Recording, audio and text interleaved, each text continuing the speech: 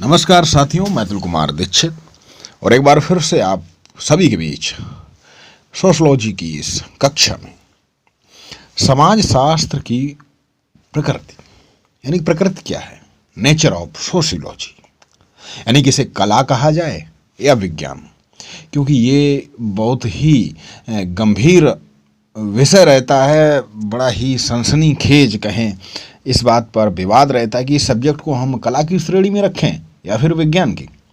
अगर माना जाए तो हर विषय विज्ञान की श्रेणी में आता है और फिर हर विषय कला की श्रेणी में भी आता है। ऑगस्ट कॉम्टे ने समाज शास्त्र को विज्ञान की रानी कह दिया। अब विज्ञान की रानी या विज्ञान में रानी, और रानी विज्ञानों की रानी, तो खैर ऑगस्ट कॉम्टे जैसी शख्सियत ने अगर कहा है तो कुछ सोच कर ही कहा होगा। चलिए विचार कीजिए। चूंकि विज्ञान कहलाना सम्मान सूचक था, सम्मान की बात थी भाई। साइंस, वैसे भी आर्ट्स के स्टूडेंट को यही माना जाता कि इन्हें आर्ट्स पढ़ने में कमज़ोर रहे होंगे तभी आर्ट्स के सब्जेक्ट्स ले लिए। वैसे मैं अपने खुद के बारे में बताऊं, मैं सीबीएसई बोर्ड में 97 आउट ऑफ 100 थे साइंस सब्जेक्ट में, लेकिन मेरी रुचि कला के विषय को पढ़ने में थी और मैंने इंटर में स्ट्रीम चेंज कर ली। खैर, Pareto, Spencer, Durkheim, max weber, ये जो समाजशास्त्र के अंदर बहुत बड़े नाम हैं और ये लोग इसको विज्ञान के रूप में ही कहलाना चाहते थे।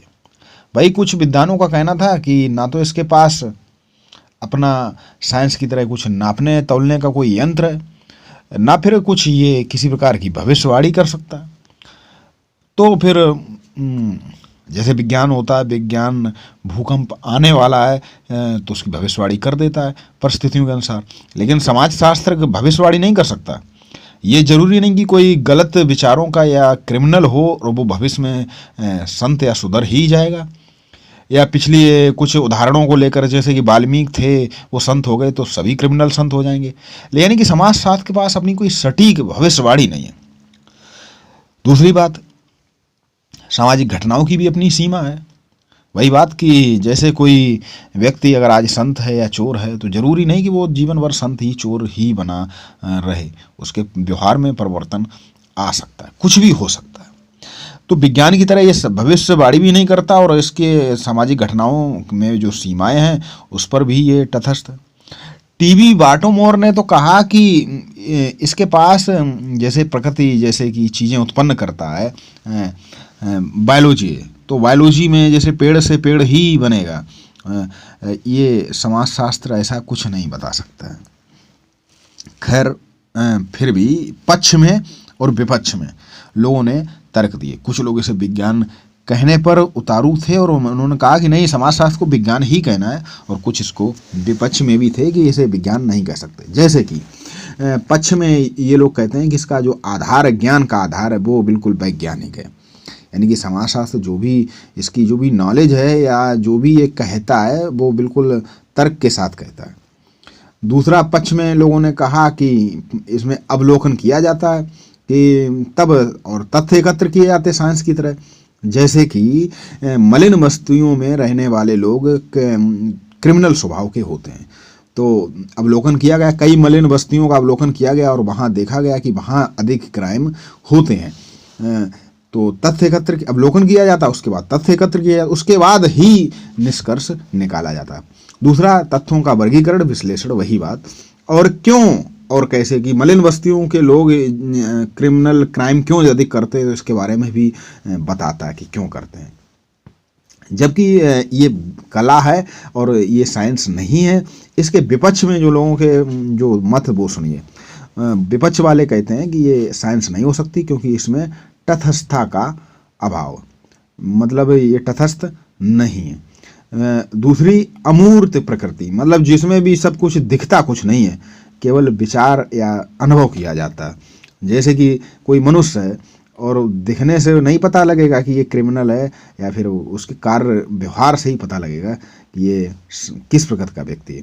दूसरी, सामाजिक घटनाओं की गतिशीलता, इसमें घटनाएं भी बहुत जल्दी बदलती हैं। जैसे कि जो 5000 वर्षों में नहीं हुआ वो 500 वर्षों में हो गया, जो 500 वर्षों में नहीं हुआ वो 50 वर्षों में हो गया, और जो 50 वर्षों में नहीं बदला वो पिछले 5 वर्षों में बदल गया। जी हाँ, सामाजिक घटनाओं में गतिशील प्रगति होती है, बदलता रहता है, जबकि साइंस में इतनी जल्दी नहीं बदलता। और साइंस में कोई चीज़ अगर आज से 1000 साल पहले कोई तथ्य दिया गया कि पृथ्वी सूरज का चक्कर लगाती है, तो आज भी लगा रही है, ऐसा ही मानते हैं। जल्दी इसमें बदलाव नहीं होता। घटनाओं में सार्वभौमिकता का अभाव, जरूरी नहीं कि जो तथ्य यहाँ पर सही है वो तथ्य दूसरी जगह भी सही हो जाए। ये घटनाओं में जैसे ये भी जरूरी नहीं कि हर जगह कोई भी बात कहें, जैसे कि मलिन बस्तियों में क्रिमिनल ही लोग पाए जाते हैं, ऐसा नहीं, वहाँ भी अच्छे लोग होते हैं। जैसे कि मुंबई में चाल जिसे बोलते हैं, झोपड़ बस, तो वहाँ भी अच्छे लोग होते हैं, रजनीकांत स्टाइल के लोग। मापन प्रयोगशाला, भविष्यवाणी का अभाव, तो विपक्ष वाले कहते हैं कि इसमें ना तो कुछ मापने की वो, ना इसकी कोई प्रयोगशाला होती है, और ना ये भविष्यवाणी कर सकता है। खैर, हैरी एम जॉनसन ने कहा कि विज्ञान तो है, विज्ञान कह लो, जैसे कि सामाजिक विज्ञान, लेकिन ये भविष्यवाणी करने पीछे। और खैर, वीर स्ट्रीट जो थे, उन्होंने जैसे नहीं कहते कि अगर कहें देसी भाषा में लीप अप होती, तो उन्होंने कहा कि भाई ठीक है, समाजशास्त्र विज्ञान है, लेकिन सामाजिक विज्ञान है, ना कि प्राकृतिक विज्ञान। और कह दिया कि आदर्शात्मक भी नहीं है और अमूर्त है। तो इस तरह उन्होंने कह भी दिया कि विज्ञान है, लेकिन इस तरीके से विज्ञान है और इस तरह से ये विज्ञान नहीं है। अब सामाजिक विज्ञान है, प्राकृतिक विज्ञान नहीं है, तो वही बात कि सांप भी मर जाए और लाठी भी ना टूटे। तो ये समाजशास्त्र की प्रकृति के बारे में हमने जाना। अगले वीडियो में कुछ और भी जानेंगे। मिलते हैं अगले वीडियो के साथ, तब तक के लिए आप सभी को प्यार भरा नमस्कार।